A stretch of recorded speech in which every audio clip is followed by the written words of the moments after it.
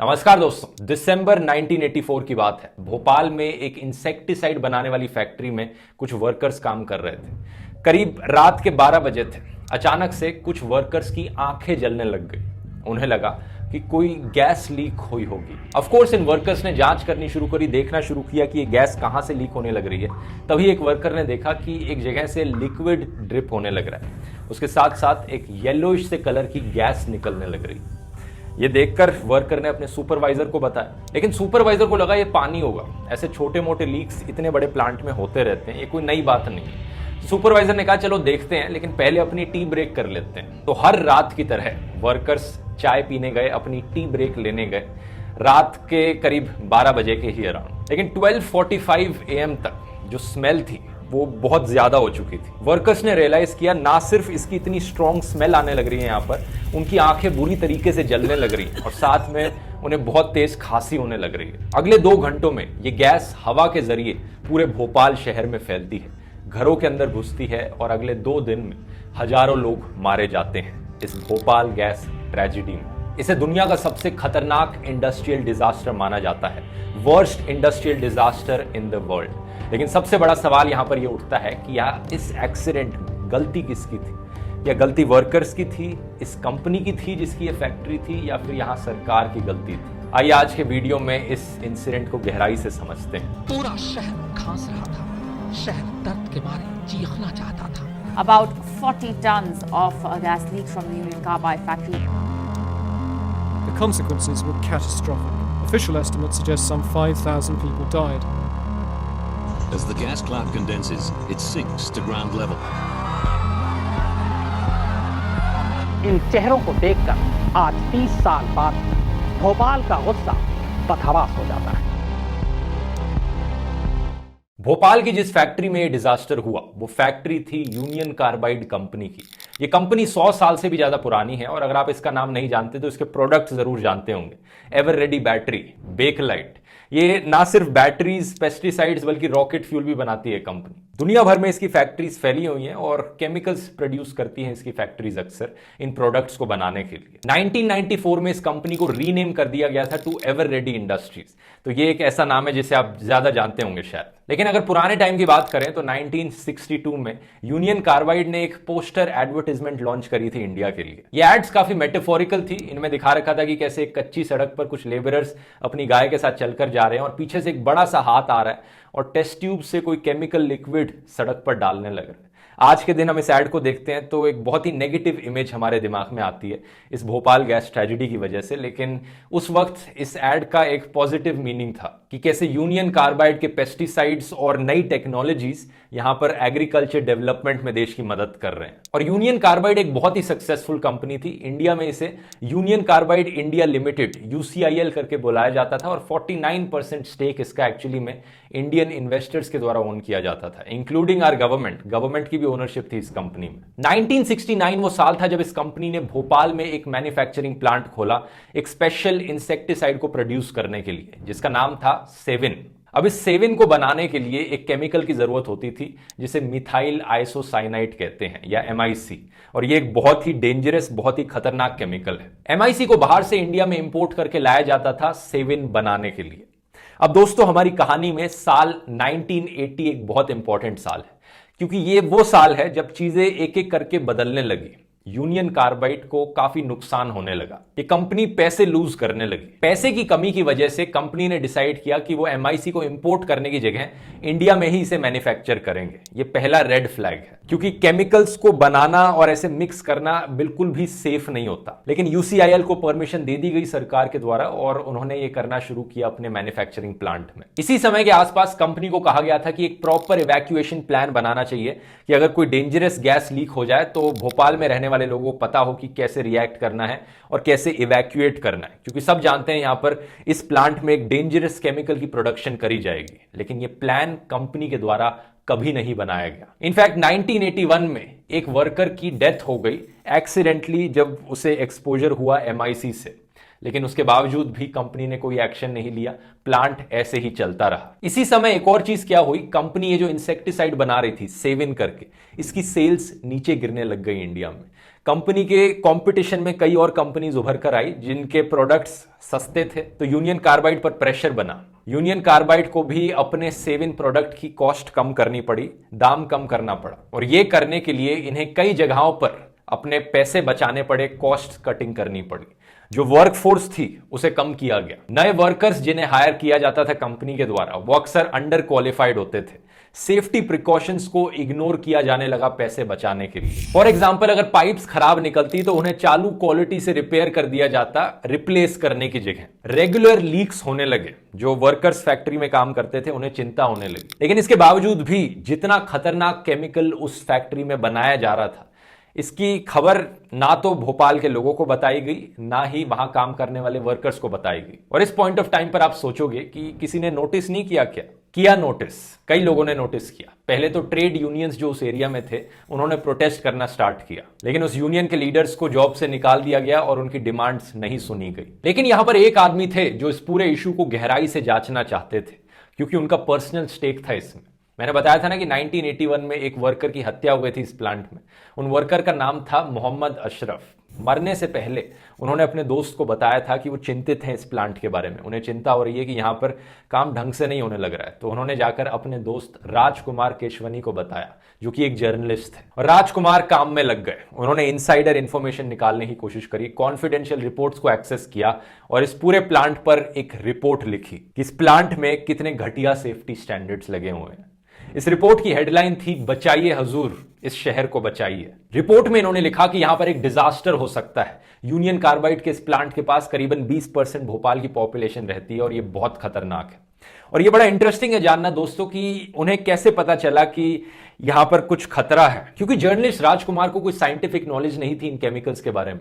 बस इन्होंने कहीं पढ़ा कि इस प्लांट में फॉस्जीन का इस्तेमाल किया जाता है। फिर इन्हें याद आया कि ये तो वही गैस थी जो जर्मनी में वर्ल्ड वॉर 2 के दौरान गैस चेंबर्स में इस्तेमाल करी जाती थी। तब इन्होंने रियलाइज किया कि यहां पर कितनी डेंजरस है ये पूरी सिचुएशन। इन्होंने अपनी रिपोर्ट को नाम दिया, ना समझोगे तो आखिर मिट ही जाओगे। इन्होंने चीफ मिनिस्टर को सुप्रीम कोर्ट तक को लिख दिया था, लेकिन कोई रिस्पॉन्स नहीं आया। आज के दिन हम देखकर कह सकते हैं कि इन्होंने तो पूरे डिजास्टर को प्रिडिक्ट किया था, लेकिन उस समय में जब तक ये डिजास्टर हुआ नहीं था तब तक ना तो सरकार ने यकीन किया इन पर, ना कंपनी ने यकीन किया, और इनके दोस्त भी सोचते थे कि ये तो पागल हो गया, कुछ भी बोले जा रहा है। थोड़ा गहराई से समझते हैं कि एक्चुअली में उस प्लांट के अंदर चल क्या रहा था। मैंने जैसे बताया, एमआईसी को मैन्युफैक्चर किया जा रहा था उस प्लांट के अंदर। अब एमआईसी को लिक्विड फॉर्म में 3 बड़े बड़े अंडरग्राउंड टैंक्स में स्टोर किया जाता था, E610, E611 और E619। अब 610 और 611 जो टैंक थे उन्हें तो पूरा एमआईसी से भर दिया जाता था, लेकिन 619 को इमरजेंसीज के लिए पूरा खाली छोड़ना था। इसके अलावा सेफ्टी के लिए एमआईसी को सिर्फ 60% of the volume of tank तक भरा जाना था। टैंक को 60% से ज्यादा भरना नहीं था, क्योंकि बात पता है क्या है दोस्तों, एमआईसी प्लस वाटर एक बहुत ही खतरनाक रिएक्शन है। अगर एमआईसी पानी के साथ कांटेक्ट में आ जाता है, पानी तो छोड़िए, हवा के साथ भी कांटेक्ट में आ जाता है, क्योंकि हवा में भी कुछ मॉइस्चर होता है, तो जो रिएक्शन होता है उससे एक पॉइजनस गैस रिलीज होती है। अब इसी चीज को अवॉइड करने के लिए हर टैंक में एमआईसी को कवर किया गया था प्रेशराइज्ड नाइट्रोजन से, ताकि वो अपनी जगह टिका रहे। टैंक्स के प्रेशर और टेम्परेचर को रेगुलरली चेक किया जाता था। तो ये 3 टैंक्स हैं साइड बाय साइड, और हर टैंक में 2 पाइप्स आ रही हैं। एक पाइप टॉक्सिक गैसेस को, पॉइजनस गैसेस को टैंक से बाहर निकालती है और उन गैसेस को बर्न ऑफ करने के लिए भेज देती है, और दूसरी पाइप टैंक के अंदर आती है और नाइट्रोजन डालती है टैंक्स के अंदर। अगर टैंक में प्रेशर कम हो जाए तो और नाइट्रोजन डाली जाती है प्रेशर बनाने के लिए। अब यहां काम करने वाले वर्कर्स की एक रूटीन ड्यूटी ये थी कि इन पाइप्स को रेगुलरली साफ किया जाए, और जब भी एमआईसी को निकाला जाता था उसे सेव इन बनाने के लिए, उसे सेफली निकाला जाता था इन टैंक्स। तो सुनने में काफी स्ट्रेट फॉरवर्ड प्रोसीजर है, ये इतना मुश्किल नहीं है समझना। अब जैसा मैंने बताया था, ये 3 टैंक्स थे, इनमें से किसी को भी 60% से ज्यादा पर फिलअप नहीं करना चाहिए था, किया गया था। 60% से ज्यादा कैपेसिटी पर फिल किया गया था इन्हें। और मैंने बताया था तीसरा टैंक इमरजेंसीज के लिए, उसे खाली रखा जाना चाहिए था, लेकिन उस रात ये तीसरा टैंक भी भरा गया था, उसमें भी एमआईसी थी। पैसे बचाने के लिए यहां पर ज्यादा एमआईसी को स्टोर किया जा रहा था। दूसरी चीज, 3 में से 2 टैंक्स का प्रेशर सही नहीं था। तीसरी चीज, जो इंडिकेटर एमआईसी का लेवल दिखाता है वो इंडिकेटर काम नहीं कर रहा था। लेकिन इसके अलावा एक अलार्म लगाया गया था, जो अलार्म बजता था अगर टेम्परेचर ज्यादा हाई हो जाता था। लेकिन प्रॉब्लम ये थी, चौथी चीज, इस अलार्म को कई सालों पहले डिस्कनेक्ट कर दिया गया था, तो ये अलार्म भी काम नहीं कर रहा था। अब याद है मैंने उस पहली पाइप के बारे में बताया था जिसका काम था पॉइजनस गैसेस को टैंक से बाहर लेकर जाना और उन्हें जला देना। अब ये जो गैसेस थी ये उस पाइप से निकलकर एक वेंट गैस स्क्रबर में जाती थी, लेकिन वो स्क्रबर स्विच ऑफ कर रखा था। स्क्रबर तभी काम करता जब कोई वर्कर वहां जाकर उसे स्विच ऑन करता। छठी चीज, अब मैं काउंट लूज करने लग रहा हूं, यहां पर कितनी गलतियां थी। हर टैंक पर मैंने बताया था एक प्रेशर कंट्रोल वाल्व लगा हुआ है, लेकिन 610 टैंक पर जो प्रेशर कंट्रोल वाल्व था वो काम नहीं कर रहा था, लेकिन किसी ने उसे रिपेयर भी नहीं किया था। और इन सब चीजों के अलावा यूनियन कार्बाइड प्लांट MIC को मैन्युफैक्चर करना बंद कर चुका था अक्टूबर 1984 में। तो मतलब कंपनी अपने ऑपरेशंस ऑलमोस्ट बंद कर चुकी थी और जो इन टैंक्स में बची हुई MIC थी उन्हें बस तभी यूज किया जाना था जब जरूरत पड़े। और लास्ट और फाइनल प्रॉब्लम, अगर कुछ गलत होता फैक्ट्री में तो 2 बड़े अलार्म्स लगाए गए थे। एक अलार्म था फैक्ट्री में रहने वाले वर्कर्स के लिए और दूसरा अलार्म था जो और भी ज्यादा तेज बजता था, वो था फैक्ट्री के आसपास रहने वाले भोपाल के लोगों के लिए। लेकिन दूसरा अलार्म टर्न ऑफ कर दिया गया था। तो ये सारी प्रॉब्लम्स थी, सेफ्टी मेजर्स थे जिन्हें इग्नोर किया जा रहा था और जो गलतियां ऑलरेडी एग्जिस्ट कर रही थी जिस दिन ये डिजास्टर हुआ। जैसा कि जर्नलिस्ट राजकुमार केसवनी ने प्रेडिक्ट किया था, यहां पर एक एक्सीडेंट होने की देर थी बस। इतने सारे सेफ्टी मेजर्स को इग्नोर किया जाएगा तो कोई हैरानी की बात नहीं है कि ये एक्सीडेंट हो जाएगा। 2 दिसंबर 1984 भोपाल के लोगों के लिए एक आम रात थी। भोपाल का शहर हिल से घिरा हुआ है तो ठंडी रात थी, दिसंबर का महीना था। रात के 9 बजे वर्कर्स ने अपनी शिफ्ट चेंज करी और यूनियन कार्बाइड में नए वर्कर्स आए। उन्होंने अपना रूटीन काम करना शुरू किया। MIC टैंक्स में लगी पाइपों को धोना शुरू किया। उन्होंने पाइप्स में पानी डाला, लेकिन कुछ नोटिस किया पानी डालते वक्त दूसरी तरफ से पानी बाहर नहीं आ रहा था पाइप। उन्होंने कुछ फिल्टर्स को साफ करना शुरू किया, ये सोचकर कि पानी क्लॉग हो रहा है यहाँ पर, और उसके बाद फिर से ये प्रोसेस की, लेकिन उसके बावजूद भी दूसरी तरफ से पानी बाहर निकल कर नहीं आया। लेकिन वो ज्यादा हैरान नहीं हुए इसे देखकर। उन्होंने अपने सुपरवाइजर को जाकर बताया करीब 11 बजे के आसपास, और सुपरवाइजर ने ऑपरेटर से कहा कि पानी को चलता रहने दो, यहाँ पर जो अगली शिफ्ट में वर्कर्स आएंगे वो उस पानी को स्विच ऑफ कर देंगे। आमतौर पर पाइप्स पर एक स्लिप बाइंड नाम की चीज लगती है जो पानी को टैंक्स के अंदर जाने से रोकती है, लेकिन इन पाइपों पर वो स्लिप बाइंड नहीं लगी हुई थी। करीब 10 बजे के आसपास पानी एक्चुअली में टैंक 610 के अंदर जाने लग गया, जहां पर एक भारी मात्रा थी MIC। और जैसा मैंने आपको बताया था, MIC और पानी का एक खतरनाक रिएक्शन होता है। ये रिएक्शन होने लग गया, गैसेस का एक क्लाउड फॉर्म होना शुरू हुआ। लेकिन जो वर्कर्स फैक्ट्री में मौजूद थे उन्हें इतनी साइंटिफिक नॉलेज नहीं थी इस चीज की। करीब 1 घंटे बाद नई शिफ्ट पर काम करने वाले वर्कर्स आए और उन्होंने देखा कि उनकी आंखें जलने लग रही हैं। उन्होंने टैंक्स के पास जाकर प्रेशर देखा। प्रेशर नॉर्मल से थोड़ा सा ज्यादा था, लेकिन उन्हें लगा ये सेफ। लेकिन उनकी आंखें जलनी बंद नहीं हुई, तो उन्होंने सोचा कि कहीं ना कहीं कोई लीक हुआ होगा, चलो लीक को ढूंढते हैं। 11:45 PM के आसपास वर्कर्स ने लीक ढूंढना शुरू किया। It was leaking, but thing is that was leaking slowly. इनमें से एक वर्कर थे मिस्टर सुमन दे। इन्होंने एक जगह से लिक्विड ड्रिप होते हुए देखा। अगले 1 घंटे में एग्जैक्टली क्या हुआ इस पर अभी भी डिबेट करी जाती है, लेकिन माना यह जाता है कि वर्कर्स की टीम ने लीक को इग्नोर किया और अपनी टी ब्रेक ली 12:40 AM तक। लेकिन कुछ एक्सपर्ट्स ये भी कहते हैं कि पैनिक उससे पहले ही शुरू हो गया था। यहां पर ब्लेम कुछ सुपरवाइजर्स और वर्कर्स पर डाला जाता है क्योंकि उन्होंने इस गैस लीक को सीरियसली नहीं लिया। लेकिन एक चीज जो हम फॉर श्योर जानते हैं वो ये है कि 12:30 बजे रात के करीब वर्कर्स ने रियलाइज किया कि यहां पर एक बड़ा एक्सीडेंट हुआ है। प्रेशर रीडिंग्स बहुत हाई थी और टैंक में प्रेशर बढ़ता गया और बढ़ता गया। याद रखिए कि ये टैंक अंडरग्राउंड था, ऊपर का कंक्रीट टूटना शुरू हो गया। सुमन कंट्रोल रूम में भागे अलार्म बजाने के लिए।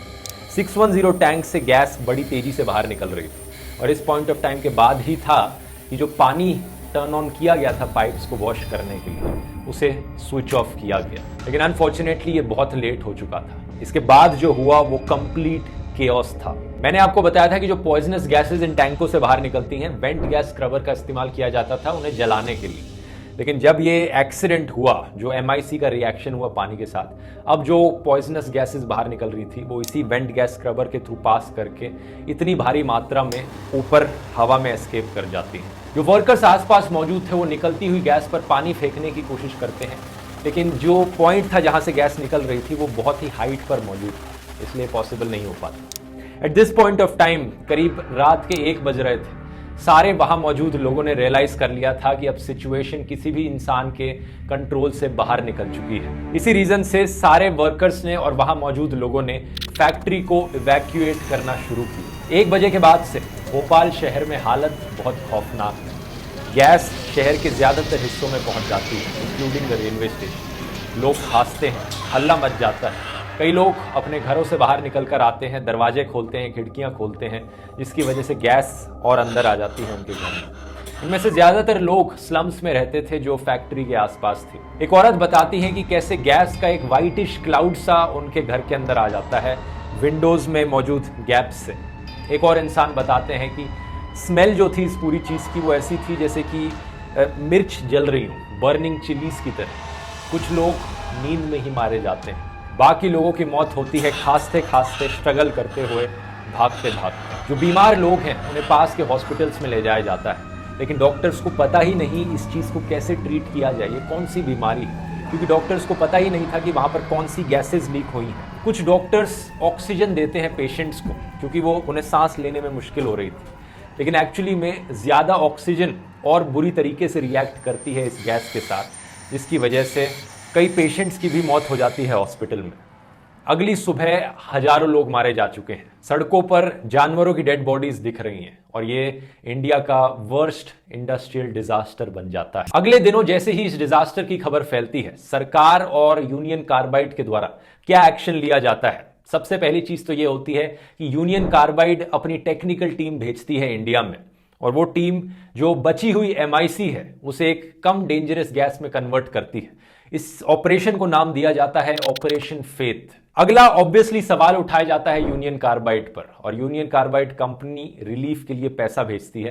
वो लाखों रुपए देते हैं सरकार को, रेड क्रॉस को और कई और रिलीफ ऑर्गेनाइजेशंस को। वो प्रेस कॉन्फ्रेंसेस करते हैं और वॉरेन एंडरसन जो कि यूनियन कार्बाइड के चेयरमैन थे उस वक्त, वो रिस्पॉन्सिबिलिटी अपने हाथों में लेते हैं। इनफैक्ट उन्हें अगले ही दिन अरेस्ट कर लिया जाता है, लेकिन पीछे ही पीछे कंपनी की जो लीगल टीम है वो अपनी पूरी तैयारी करने लग रही है। अगले साल 1985 में पार्लियामेंट में एक एक्ट पास किया जाता है जिसकी मदद से सरकार, गवर्नमेंट ऑफ इंडिया को पावर मिल जाती है कि वो भोपाल के लोगों को रिप्रेजेंट कर पाए कोर्ट में। और यहां पर शुरुआत होती है एक लीगल फाइट की, एक ऐसी लीगल बैटल जो कि आज के दिन तक चलने लग रही है। कोर्ट में केस फाइट करने के लिए यहां पर इन्वेस्टिगेशन की जरूरत थी।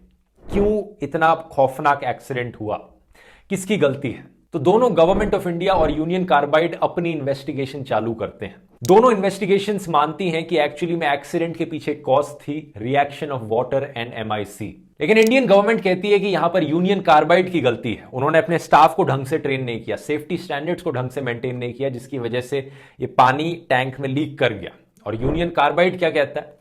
यूनियन कार्बाइड कंपनी कहती है कि यहां पर एक्चुअली में इंडियन गवर्नमेंट की गलती है, उन्होंने हमें सेफ्टी डिजाइन में चेंजेस नहीं करने दिए। और कंपनी की खुद की गलती नहीं है, बल्कि प्लांट में मौजूद जो स्टाफ काम कर रहा था, वर्कर्स काम कर रहे थे, ये उनकी गलती है। इनफैक्ट वो कहते हैं कि स्टाफ ने एक्चुअली में साबोटैज किया है प्लांट को और जबरदस्ती पानी डाल दिया है वहां पर। 2003 में इंग्रिड एकरमैन, एक डॉक्टर जो भोपाल केस को बड़े ही डिटेल में स्टडी कर रहे थे, उन्होंने अपनी किताब में लिखा कि इवेंचुअली कोर्ट को कोई भी एविडेंस नहीं मिल पाया ऐसे सैबोटैज का जो यूनियन कार्बाइड कहने लग रहा था। इसके अलावा कुछ और भी थ्योरीज उठाई गई थी कि यहां पर एंटी सोवियत फोर्सेस भी इन्वॉल्व थी जो अमेरिका से भेजी गई थी, लेकिन एक्चुअली में कोर्ट केस खत्म हो जाता है 1989 में, जब यूनियन कार्बाइड डिसाइड करता है कि $470 मिलियन कॉम्पनसेशन वो पे करेगा इंडियन गवर्नमेंट को, यानी उस समय के ऑलमोस्ट 800 करोड़ रुपए।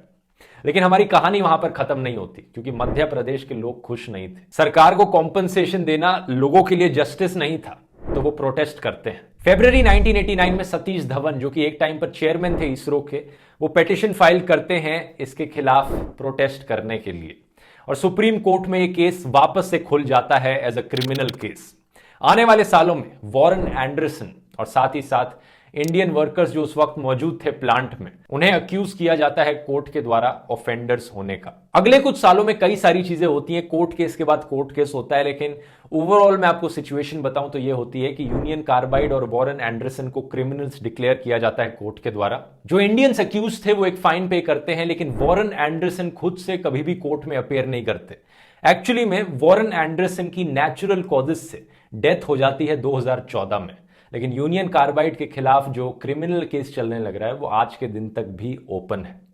एक्सीडेंट के विक्टिम्स जो आज के दिन तक सफर कर रहे हैं, उन्होंने कोर्ट में कई पिटिशंस फाइल कर रखी हैं कॉम्पनसेशन की डिमांड करने के लिए, और इनमें से भी कई सारे केसेस आज के दिन तक ओपन है। टाइम के साथ साथ सरकार ने भी रियलाइज किया कि उनके पास सही लॉज नहीं थे लोगों को अकाउंटेबल ठहराने के लिए अगर कोई ऐसा एक्सीडेंट होता है तो। इसी रीजन से एक्सीडेंट के बाद जो पहला नया लॉ लाया जाता है वो होता है एनवायरमेंट प्रोटेक्शन एक्ट। यह एक्ट इंश्योर करता है कि इंडस्ट्रीज अपनी तरफ से कदम उठाएं एनवायरमेंट को प्रोटेक्ट करने के लिए। और सेम ही ईयर में एक नया क्लॉज ऐड किया जाता है फैक्ट्रीज एक्ट में, जो क्लियरली स्टेट करता है ऑक्यूपायर कौन होगा एक फैक्ट्री का।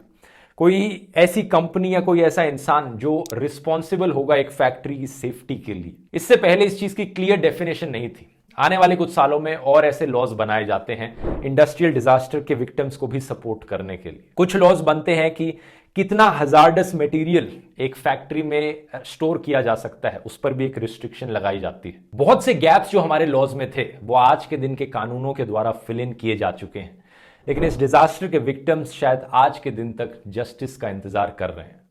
उम्मीद करता हूं वीडियो आपको इन्फॉर्मेटिव लगा होगा। अगर पसंद आया तो जरूर इस प्लेलिस्ट को चेकआउट कीजिए ऐसे ही और हिस्टोरिकल टॉपिक्स पर एजुकेशनल वीडियोस देखने के लिए। यहां क्लिक करके आप उन्हें देख सकते हैं। बहुत बहुत धन्यवाद।